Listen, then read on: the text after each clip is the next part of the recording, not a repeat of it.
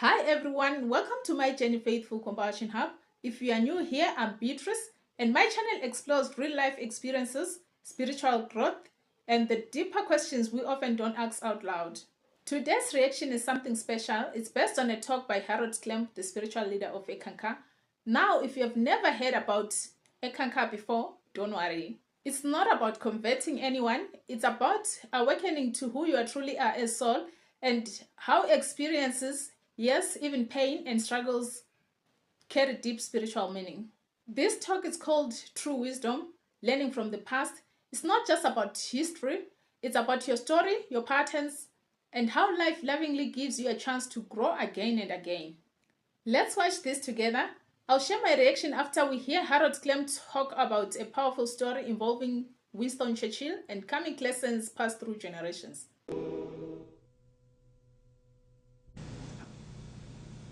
True wisdom, I think it's fair to say that true wisdom comes through right experience. And I mean the right kind of experience, experiences that lead us through life to a higher state of consciousness. And of course, that is in contrast to much of the experience that souls gather on earth, and it's the kind or the sort where they do the same thing again and again and again. The first thing I'd like to mention is about Winston Churchill. Many of you still remember Winston Churchill from England, Prime Minister during World War II.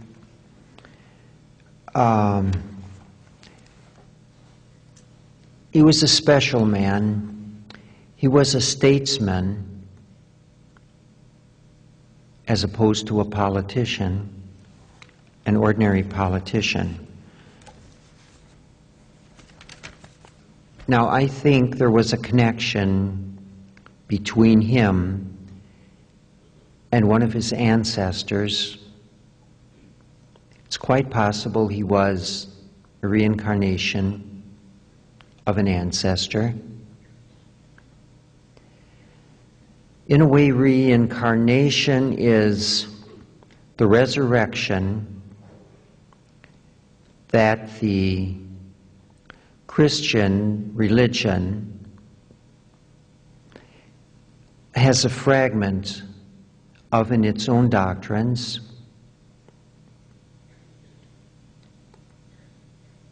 This is not to belittle another's belief, but just to probably try to expand the area of knowledge of what life is all about. Some will understand, others won't, but if you understand, fine. If you don't, no offense meant.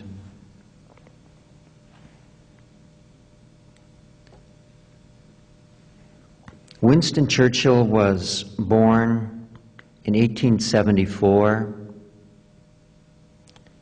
toward the end of, getting to the end of the 19th century. And he came from a noble line. His ancestor of some 200 years earlier was a John Randolph, and he became in time the first Duke of Marlborough. Now, both the first Duke of Marlborough and Winston Churchill's careers, they both ran on parallel courses. Both of them were brilliant speakers. Both of them were soldiers in the field. And both of them were politicians. Both of them rose to the heights of power, and both fell from the heights of power. We think we have moved on from an old situation, but only to find ourselves in something similar. Different face, different place, but same spiritual test. Harold Klemp is helping us see that true wisdom isn't in avoiding failure, it's recognizing the lesson and responding differently. In Ekankar, they say the experiences you are having are your own personal curriculum from God. That means every setback, every victory, and every difficult relationship, it's all here to teach us something unique to our journey. Even Churchill, who led a country, was still caught in a pattern of unresolved lessons. That shows that spiritual growth isn't about being perfect. It's about being conscious, awakening to what's happening in your spiritual life. So if you have asked yourself that why does this keep happening to me, this is a loving invitation to look deeper, not with guilt or shame, but with the eyes of soul. So the first Duke of Marlborough, he was a distinguished soldier. He fought in the battles of the day. He worked his way up through the ranks, and then he entered politics and was second in line to be the prime minister. But at the very heart, or at the very pinnacle of his power and influence, court intrigue and the jealousies of lesser men and lesser minds set out to destroy him. And they did destroy him and his career. He had everything, all positions of influence taken away, and then he ended up in this very nice home, but nothing to show for all the service that he had given to his country. And pretty much the same happened with Winston Churchill. He was, even as a young man, he stirred controversy. He was a poor student. He didn't get along well in school. And his father had no use for Winston at all. He wouldn't even recommend him to go to the same public school as the father had gone to, because he was afraid Winston would embarrass him. But Winston was sent to a lesser school. And at the end of the year, at graduation, the students would march to the closing ceremonies in line, according to their academic standing. And so Winston Churchill was always lumbering along the very last in line. And it became a joke with the other parents. They said, "Here comes his son again. Here comes his son, last in line every year." And this humiliated the father. He didn't want anything to do with Winston Churchill. So this was basically, on his father's side, not too much love there.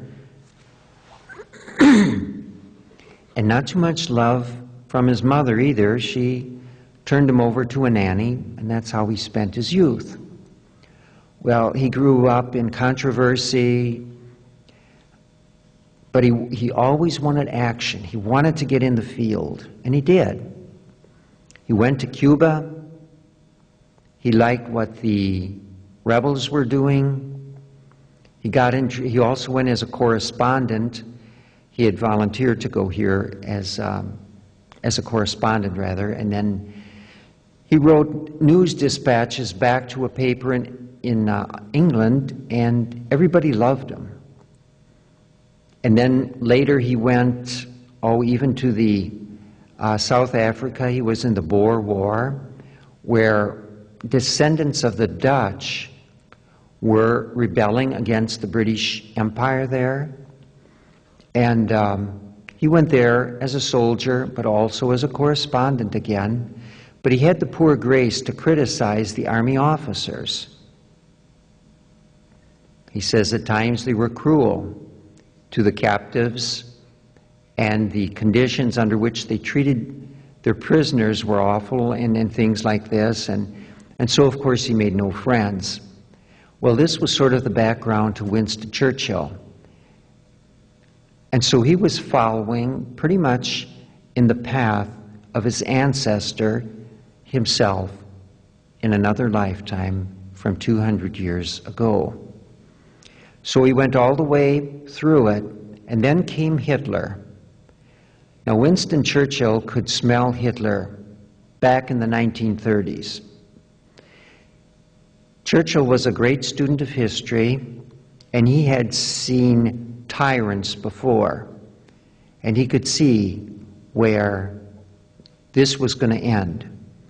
He tried to warn his country. He said, "This will lead to the greatest war we have ever seen." But no one wanted to hear. No one wanted to, especially among the leadership in England, in Britain. Nobody wanted to listen. They wanted good times. They wanted to be happy. And so when Hitler came in, the party looked around, one of the political parties looked around, and they decided to make Winston Churchill the fall guy. They said, there's only one thing to do. We're going to have to compromise with Hitler.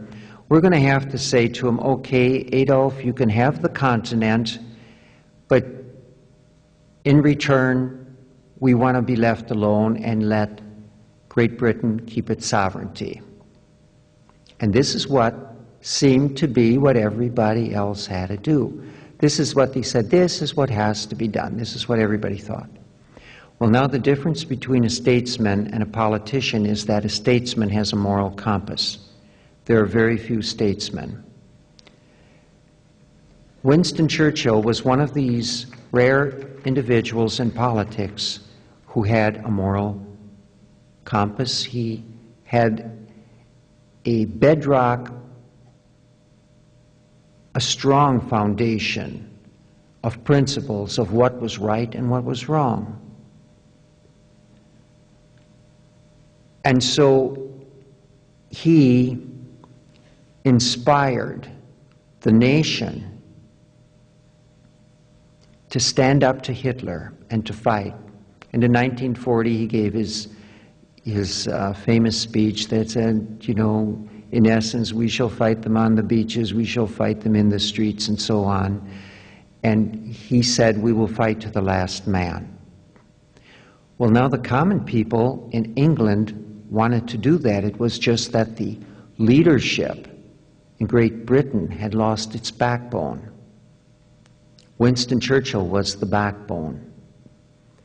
And so he led, he inspired the nation to stand against the Nazis. And he inspired the British Empire to fight for its freedom.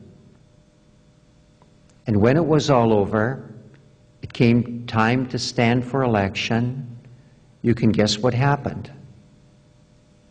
The thankless public, the masses, they elected someone else. And this devastated Winston Churchill again, as it had 200 years before, because he didn't have a sense of what people were really doing behind his back. And so again, court intrigue destroyed him. Now this is an example of someone going through the lessons of karma in a closed loop, never quite having learned the lesson, and so having to come back and repeat the experience of the past to see if he can find a way out of the maze this time. Wisdom is the right use of experience. Those words hit me in a new way today. How many times do we judge ourselves for the past? But what if those experiences were the very tools the divine uses to shape our consciousness? If you're watching this and you feel stuck in a loop, you are not alone, but there's a way out, and you start by becoming aware. You don't have to change everything overnight. You just have to start by noticing, listening, and learning. In part 2 of this video, we'll go even deeper with Harold Klemp into how we break free from these karmic patterns and how spiritual tools like you, a second sound of God, can help us to open our heart to healing and true freedom. If this touched you, please like, share, subscribe, and comment below. Let me know what life lessons do you feel like it's repeating for you. Thank you for sharing this journey with me. See you in part 2. I love you all.